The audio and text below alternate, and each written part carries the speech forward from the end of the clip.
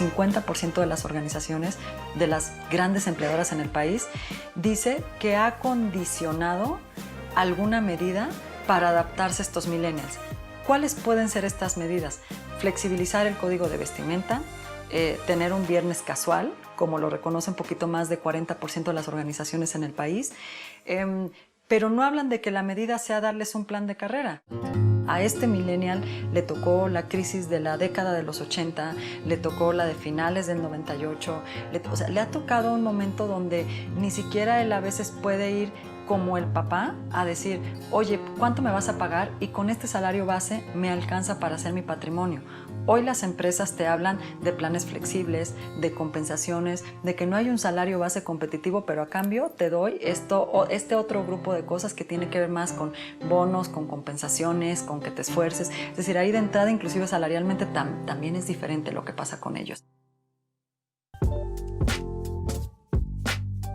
Hoy tener una carrera universitaria en México no es sinónimo ni de que seas exitoso, ni de que te vaya bien económicamente. Por el contrario, hay muchos universitarios o personas que están en los primeros años de carrera que han entrado en una etapa de desempleo o de empleo precario importante.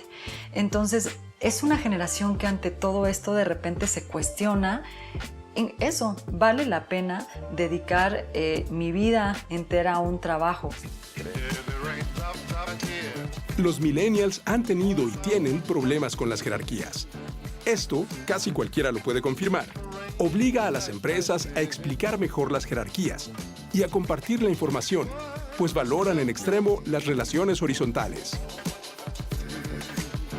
Las jerarquías les causan a veces un problema, ¿no?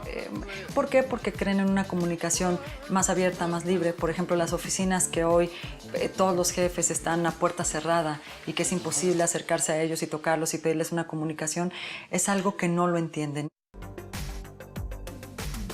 Son tecnológicos en ese sentido, quieren mucha mayor autonomía, priorizan el equilibrio entre la vida personal con la vida profesional, creen en el desarrollo, creen también en las empresas que de alguna manera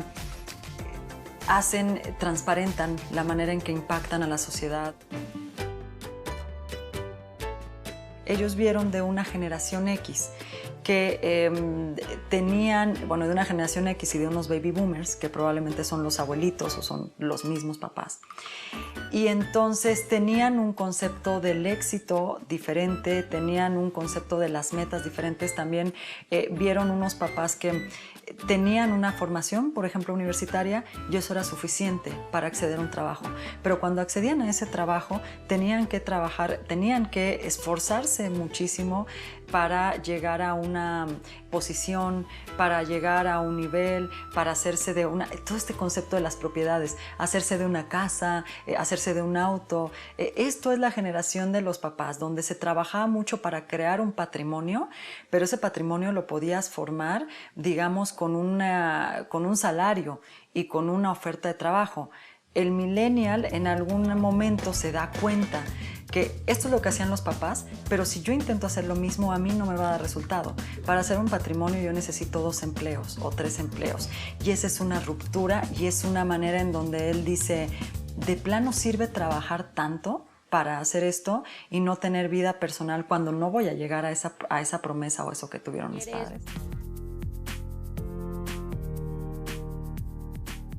Ya están siendo una fuerza laboral importante para la economía mexicana y lo serán en el futuro. Se habla, y esto es una proyección, que en el 2020 esta generación representará el 75% de la fuerza laboral a nivel mundial. Por ahí hay algunos desafíos porque hoy todavía somos fábricas de crear licenciados, cuando en realidad no es lo que el mercado necesariamente demanda.